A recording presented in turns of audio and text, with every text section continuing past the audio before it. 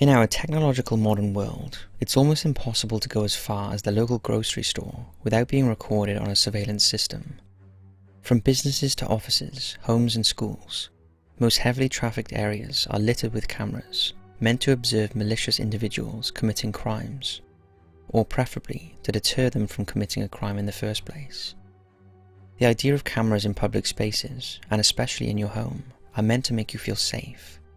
That even if you're not always watching yourself and your loved ones, something is. Security cameras can make us confident, perhaps overly so, that no harm can come to us when under their gaze. But what happens when someone doesn't care that their wrongdoings are being recorded? What if they do not notice the camera in the first place and therefore remain undeterred? It stands to reason that with the density of today's recording devices, hundreds of thousands of hours of footage have been recorded. The vast majority of this footage is docile and pedestrian in nature. Students on their way to class, mothers walking their children to the store. But buried in this mundane, everyday footage lies some extremely creepy, unnerving clips. Today we'll share 5 creepy events caught on surveillance cameras that may make you question if it's better to play back the footage and see something you cannot forget, or to never check the cameras at all. Hit those lights, sit back, and enjoy. Philip Chisholm. Philip Chisholm is a convicted murderer facing 2 concurrent 40-year prison sentences for armed robbery and rape of his 24-year-old high school math teacher, Colleen Ritzer. Philip is also facing a life sentence for the murder of Colleen, with the possibility of parole after 25 years served. In this footage, we watch Philip as he follows Colleen down an empty, well-lit hallway, stops for a moment outside a classroom, ducks inside, then exits with his hood donned and continues stalking. Philip then stops outside the woman's bathroom Colleen has entered, pulls gloves from his pocket, puts them on and steps inside. Once inside, Philip corners Colleen, wherein the robbery, rape and subsequent murder occur. After committing these heinous crimes, Philip, now wearing a ski mask and missing his hoodie, loads Colleen's body into a tall rubbish bin and calmly walks down the hall, bin in tow, occasionally glancing left and right to presumably check for witnesses. Colleen was found only meters away from the school in which she worked, dumped in a patch of trees. After this brutal rape and murder, Philip emerged from the woods covered in blood and headed to the cinema to see a show, using Colleen's credit card to purchase his ticket. After discovery of the body and notification of police, the surveillance footage was brought to their attention. Philip was brought in for questioning and placed under arrest. He narrowly avoided life in prison, due to him being a minor, 14, at the time of the crime. Colleen's murder shattered her family and students, as she was known to be compassionate, empathetic, patient, and well-loved by all those who knew her. How and why Philip could commit such a crime we do not know, but we hope that he understands the terror and heartbreak he brought into not only Colleen's last moments, but also that of her family, students, and all school staff.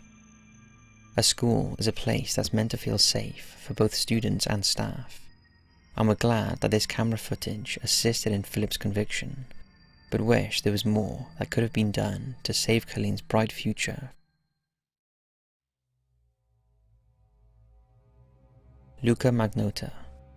Our second clip shows 2 young men, Luca Magnotta and Lin Jun, walking into Luca's apartment complex. Both men appear casual as they enter, withholding completely the horrors that were to occur later that evening. After being lured into Luca's apartment under the guise of hanging out and listening to music, Lin was restrained to a chair, stabbed repeatedly with an ice pick, then a kitchen knife, before being murdered and dehumanized by Luca. Lin's body was allegedly cannibalized by Luca, who also coerced his dog into biting at the remains. The true horror of this footage is the calm demeanor with which Luca leads Lin to his apartment, knowing full well the fate that awaits him inside. After committing these heinous crimes, Luca emerges from his apartment wearing Lin's shirt and exits, seemingly unaffected by what he's just done. In one final deplorable act, Luca sent portions of Lin's dismembered remains to local schools and political party headquarters, ostensibly to make sure the crimes were reported and attracted media attention. These acts were all recorded by Luca, who proceeded to release the footage online in an effort to gain notoriety. After several failed attempts in the adult film, documentary, modelling and reality TV industries. In respect of Lin Jun, his family, and for the sake of our viewers, we do not advise you search out this disturbing and scaring footage. This murder has been blamed on several things, including Luca's humiliation in failing in different media industries, and genetic onset schizophrenia. We uphold that there is no excuse for these acts of horrific violence, and hope that Lin's family can find some resemblance of peace in knowing that they raised a smart, friendly young man who is simply looking for companionship in an unfamiliar place. The Crossbow Cannibal.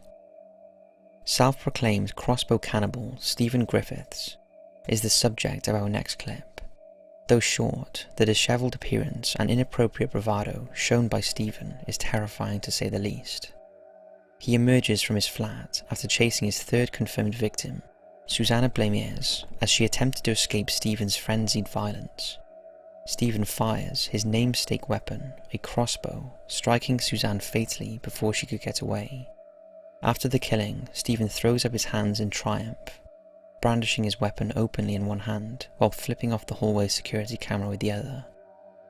The gore itself, including unreleased CCTV footage from this crime and Stephen's other known murders, has not been included. To add to the unsettling nature of his crimes, Stephen was a psychology graduate and PhD student in criminology.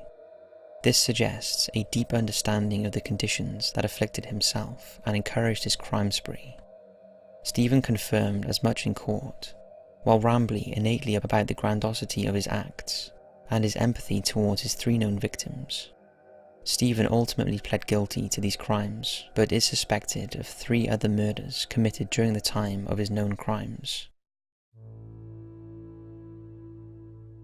The Granny Ripper.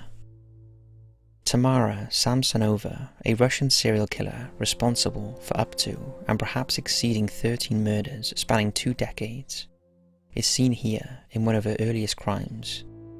An unnamed male, 32-year-old tenant renting one of Tamara's spare rooms had an argument with his landlord, causing Samsonova to attack and butcher him.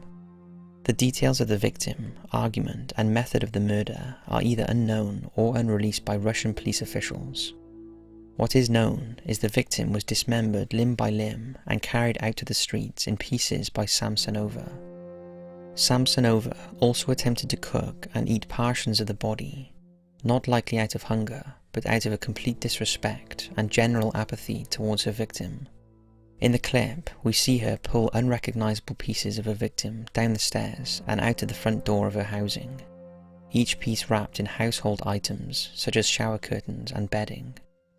Finally, Samsonova walks gingerly down the stairs carrying a stew pot, which contained the victim's partially cooked, detached head. The quality of the footage, combined with Samsonova's advanced age in the clip, make this one of the most disturbing videos we've ever found and covered. The what and why of these crimes are unknown. Like with our earlier clip concerning Luca Magnotta, schizophrenia is blamed outright for much of the violence. However, unlike Luca, Samsonova's crimes appeared more calculated and practical, and less like random bouts of psychosis. Whatever her twisted reasoning, Samsonova murdered several of her tenants over the span of 20 years, and will likely serve out the rest of her life in the mental institution she was placed in 2015. We hope that the families of the unnamed victims are aware of the fate of their loved ones, and are not still searching for them as missing persons. Though terrible news to learn, at the very least, the apprehension of Samsonova and the searching of her apartment provided closure to those who cared for her victims.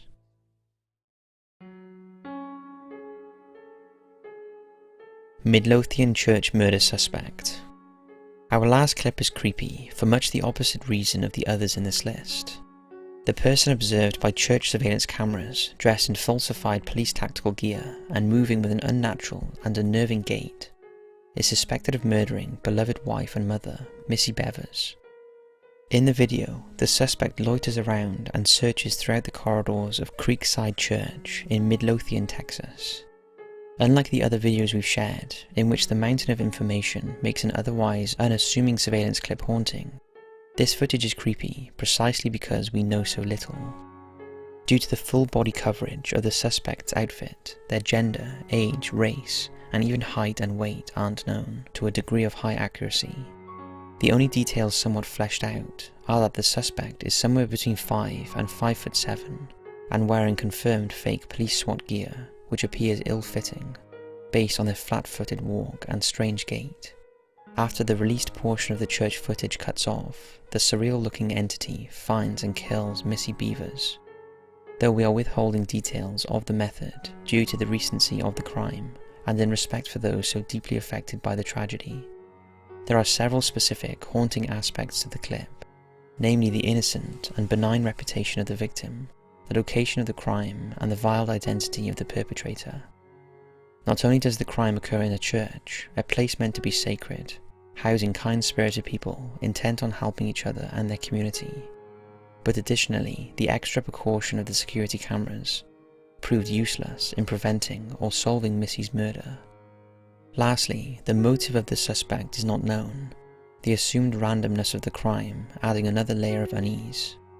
Missy's family and the Midlothian police are still searching for any evidence relating to the crime, and are offering $50,000 reward to anyone that provides a tip leading to an arrest and indictment. If any of our viewers have information that could assist the police and provide some closure for the Beavers family, please inform them through the tip hotline in the description. These creepy videos are a haunting reminder of how precious life can be and how easily we can take every day given to us for granted. Evil does not play by the rules, and often even those who should feel free from harm, teachers, students, mothers and friends, are taken advantage of by those with no respect for human life. Take a moment and appreciate all you have, and keep that in mind day by day.